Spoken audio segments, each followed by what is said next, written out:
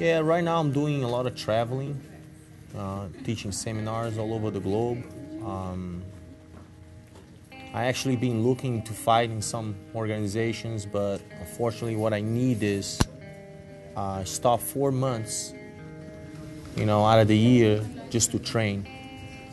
So what's been difficult is I have to stop the traveling. I got to stop the seminars to dedicate with the training.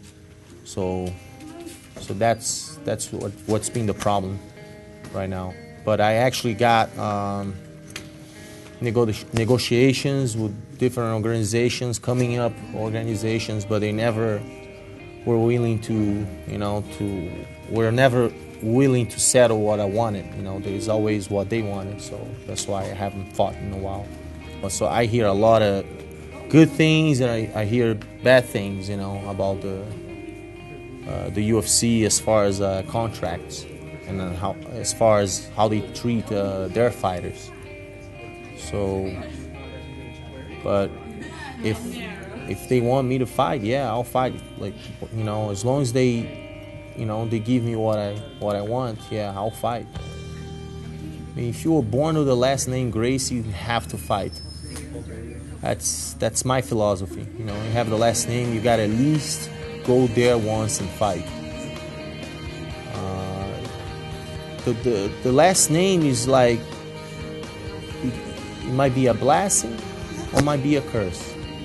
If you're not good, if you don't train and you're not good, it's gonna be a curse. If you're exceptional, it's gonna be a bless. So having the last name Grace actually pushes me forward. That's what keeps me, because I know a lot of people is after me. So I gotta keep all the time. I gotta stay in shape. I gotta train all the time. Like eat health. Follow the Grace diet.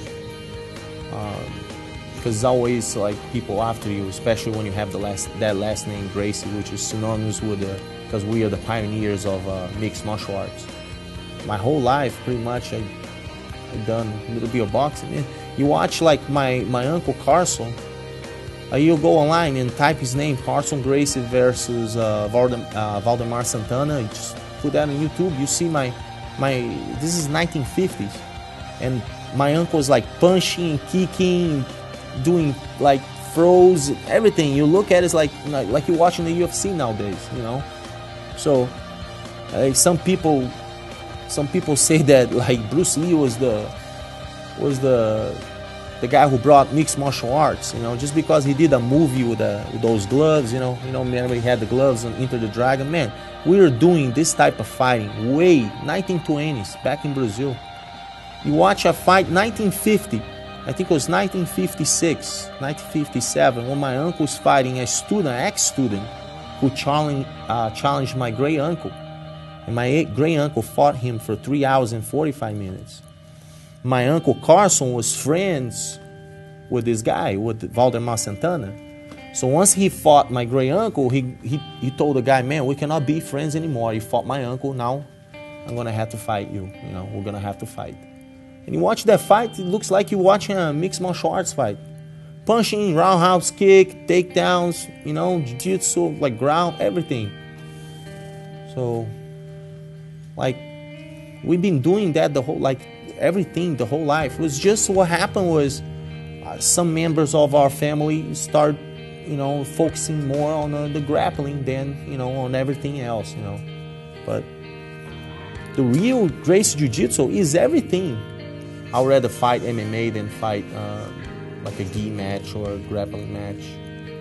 I was actually, I think it was in 05, I think 04, 05, I think it was 05. Actually, Abu Dhabi wanted me to compete since I won, the 98. So they wanted me to compete again, but at the time I had a fight in Japan, so I couldn't participate. Me and my cousin Royce, we go around, teach seminars, and we say the same thing. I think Jiu-Jitsu is evolving everywhere at the same time. Brazil was the main,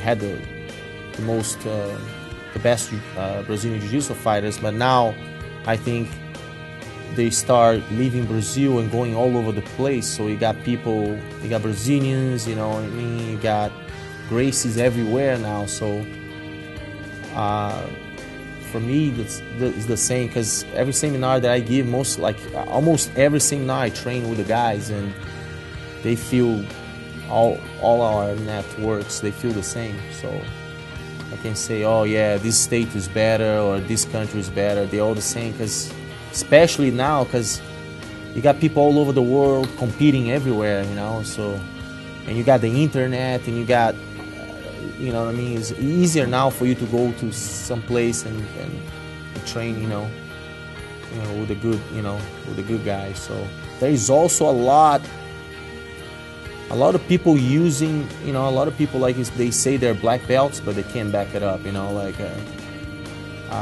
me and my cousin, we feel like for you to wear a belt around your waist, you gotta really deserve it, because you're representing, you know, the Gracie name.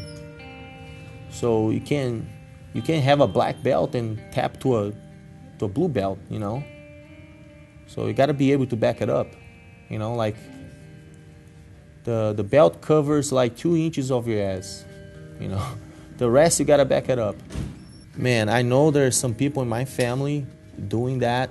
I don't know if they actually done it through online, or if they're trying to draw people in. Okay, we can give you the belt online, but if you come over here, you know, maybe they're advertising, oh, we give you the belt online. But personally, I don't agree with that, and I'm pretty sure that my grandfather, Carlos Gracie, my great uncle, Hélio Gracie, they would not, absolutely not, bring in favor to this. They would not agree to this, you know, giving belts online.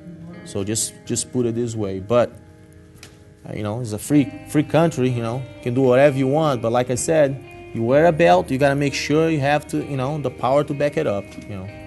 If the guy taps, that's jiu-jitsu. You know, as long as you make the guy tap, when you knock the guy out, that's, you know, meaning justified the ways, man. You know.